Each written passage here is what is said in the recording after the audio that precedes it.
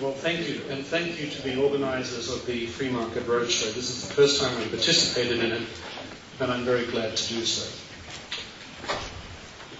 Amidst the economic turmoil produced by the present global financial crisis, it's difficult not to notice that doubts about the basic legitimacy of the market economy as a means of wealth creation and distribution have become far more pronounced than any time since the Great Depression of the 1930s. Opinion polls don't capture the entirety of reality about people's sentiments and thoughts.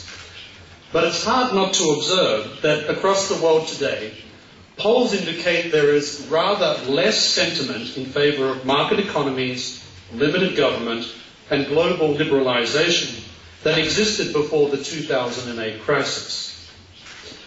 Being rather quicker to follow rather than educate public opinion, many leadership elites of a good number of countries, including those who lived in the command economies of Eastern Europe between 1945 and 1989, are now advocating increased government intervention and indeed more state control of economic life in general. How quickly we have forgotten what life was like under communism or the state of economic decline and stagnation that followed the implementation of Keynesian economic policies across the non-communist world after 1945. But it's also true that many who favour free markets do not seem to have been especially successful in trying to persuade significant numbers of people to a contrary view, or even to remember the lessons of history. The reasons for this are many. They include problems such as short attention spans that limit our ability to absorb often sophisticated and counterintuitive arguments, and a considerable lack of appreciation for economic history, including, I might add, among a good number of economists. A good example of this, which I've written about elsewhere, lies in the widespread belief that capitalism is a post-Reformation, post-Enlightenment phenomenon, in spite of all the evidence that suggests that capitalism first emerged in medieval Europe and that key concepts of modern economic theory, such as subjective value and marginal utility, were developed in Spain in the 16th and early 17th centuries. But part of the problem, I believe, also lies in the free market movement itself. Insofar as many contemporary advocates of free markets primarily couch their arguments in terms of utility and efficiency, they disarm themselves in the face of non-economic critiques of market economies. Indeed, if their utilitarianism is also associated with an essentially instrumentalist, rationalist, empiricist conception of human reason, then, as Friedrich von Hayek observed later in life, they can have no, in principle, objection to non-market approaches to organising an economy. Because in an instrumentalist, rationalist, empiricist world, there is no good or evil. There is only better and worse. Which in turn means that there is nothing that ought never to be done. It follows that widespread government intervention or even command economies can never, in principle, be ruled out. The irony is that the movement that did so much to develop the modern case for the free market, I speak of course of the Scottish Enlightenment, would have found all this rather strange. While Scots such as Adam Smith were committed to the modern empirical approach to issues of political economy, the contemporary insistence on separating empirical analysis from normative judgment is based on this distinction that the Scots would have found unintelligible. A similar contrast can be made with the modern tendency to judge institutions and habits solely in terms of efficiency. While the Scots certainly believe that efficiency is preferable to inefficiency, they also regarded utility maximisation as only one of three ends that are promoted by well-functioning institutions and processes. Scottish social science spoke also of virtue and liberty, whereas ours tends to speak only of utility.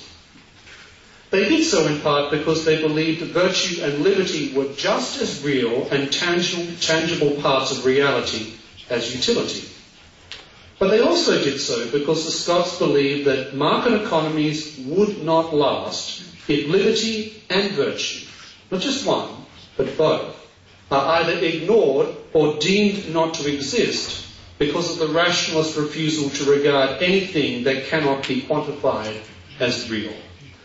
As the Scots recognised, man does not live by utility alone. Now, on one level, Smith's Wealth of Nations was certainly an exercise in analysis of economic life. Smith carefully dissected the claims of prevailing economic thought, presented a fresh approach to understanding how wealth is created, and then explained what should be done if wealth creation is deemed desirable. But in doing so, Smith was also attempting to develop a powerful normative argument for a market economy over and against the mercantilist systems that dominated the West at the time. For Smith, the move from mercantilist to market economies was not simply a matter of following the promptings of scientific economic reasoning. It was also a question of civilizational growth. Smith regarded market-oriented economies as superior to previous economic arrangements on grounds of the greater liberty they accorded to ever-widening numbers of people and the particular opportunities they offered for the growth and spread of particular virtues. Now, as it happens, I would argue that in terms of its ability to create wealth and alleviate poverty more quickly than any other economic system, the case for free markets is very difficult to dispute. But it's also worth reminding ourselves that the moral case for the market economy does go and must go beyond efficiency claims. Economic efficiency and wealth creation are important in themselves, but as the Scots understood, the moral foundations of market-oriented economies are more complex and numerous and need to be better understood and explained if there is to be lasting and coherent resistance to the current trend to an expansive state. Let me then briefly list two of the most important moral arguments for the market economy. First, market economies are based on a vision of humans that is pervaded by realism. Humans, as the German economist Wilhelm Röpke points out, are neither angels nor beasts. Market economies do not assume that human beings can always be other-regarding when it comes to acts of economic exchange. Markets do not attempt to eliminate human fallibility. Instead, markets are remarkably good at aligning human self-regard with a society's overall progress towards a more prosperous state of being. Adam Smith's reference to the invisible hand perplexes some, but it's simply a metaphor for the idea that through allowing people to pursue their self-interest, unintended but beneficial social consequences for others will follow.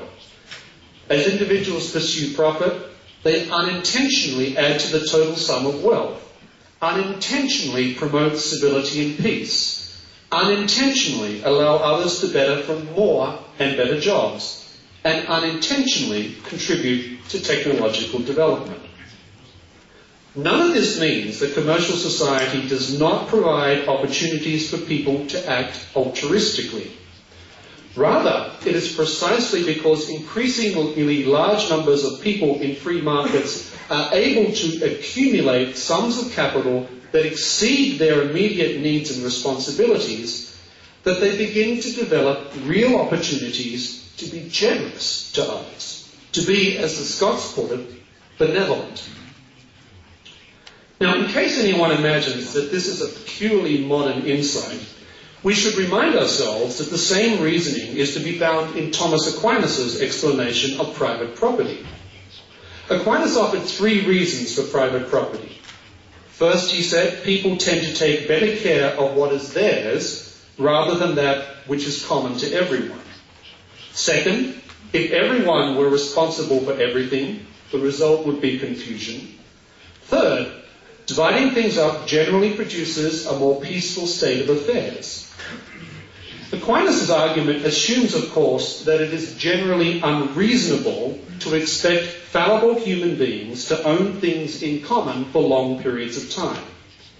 Human fallibility, Aquinas implies, limits man's capacity to be other-regarding in an altruistic sense. Aquinas appears conscious of the fact that each individual's self-interest and its workings cannot be ignored in any reflection on the social order. In other writings, Aquinas stressed that the fact that property is generally owned privately creates limits to what the state can tell people to do with their goods and lives. And this brings us to the second powerful moral argument for market economies. Aquinas wrote that the power of households to manage their own economic affairs is the foundation of their ability to tell the state's rulers that their powers are limited. Indeed, Aquinas' statements about unjust law in his Summa Theologia seem at least partly directed against the tendency of rulers to impose unfair tax burdens. Now, in many people's minds, it's somewhat alarmist to view relatively insignificant curtailments upon economic liberty as a manifestation of a wider problem. Many only become worried when there are sudden and large interventions into the economy. But perhaps the biggest danger at present that we, America and Europe, are facing is that we are slowly drifting to what the French social philosopher Alexis de Tocqueville called soft despotism. In Democracy in America, Tocqueville suggested that democracy was capable of breeding its own form of despotism. He spoke of an immense protective power which took all responsibility for everyone's happiness, just so long as this power remained sole agent and judge of it. This power, Tocqueville wrote, would resemble parental authority, but would try to keep people in perpetual childhood by relieving people from all the trouble of thinking and all the cares of living. Such circumstances might arise, Tocqueville wrote, if democracy's progress was accompanied by demands for a levelling of social conditions. This levelling, Tocqueville observed, usually involved using the state to subvert those associations that reflected social and economic differences, but also limited government power. Tocqueville's vision of soft despotism is thus one of arrangements that mutually corrupt citizens and the democratic state. Citizens vote for those politicians who promise to use the state to give them whatever they want. The political class delivers, just so long as the citizens do whatever they say is necessary to provide for everyone's desires. The softness of this despotism consists of people's voluntary surrender of their liberty and their tendency to look habitually to the state for their needs. The American Republic, de Tocqueville wrote, will endure until the day Congress discovers that it can bribe the public with the public's money. Since the beginning of World War I, it is arguable that many countries, including America, have been slowly drifting towards a political economy of soft despotism. Despite the Thatcher and Reagan revolutions, the trend lines of government spending and intervention have generally been in the anti-liberty direction. Entire constituencies of people now exist who regularly support politicians who promise that, in return for their votes, their entitlements, corporate welfare, bailouts for those too big to fail, the old-fashioned welfare state, etc., their entitlements will be maintained and increased. The problem is that governments can only tax and spend so much before incentives to wealth creation begin disappearing. The material comforts of civility slowly start to wane for many people. Politicians then have a choice. They can tell citizens the truth and risk losing their votes, or they can incite populist envy by blaming whatever's left of the wealth-producing classes for the situation. Liberty, Lord Acton famously wrote, is the highest political end. And because it's a political end, liberty in itself does not and cannot provide the answers to life. But it is a vital element of a context that enhances our ability to pursue the virtues. The fact that people can make choices is no guarantee they will make the right decisions. In fact, all of us at different times make choices that are either imprudent or downright wrong. Volumes of books have and will continue to be written examining the complex question of how we combine liberty with the need for social order. But in the midst of the global recession, we need to remember that while economic liberty and free markets are not sufficient for preserving a society from authoritarianism, they are essential. The moment we forget this, as I fear many people are doing today, the greater the odds that many of our other liberties will also quietly disappear as we drift into a comfortable civility that ultimately makes social life increasingly asocial and human life less than human. Thank you.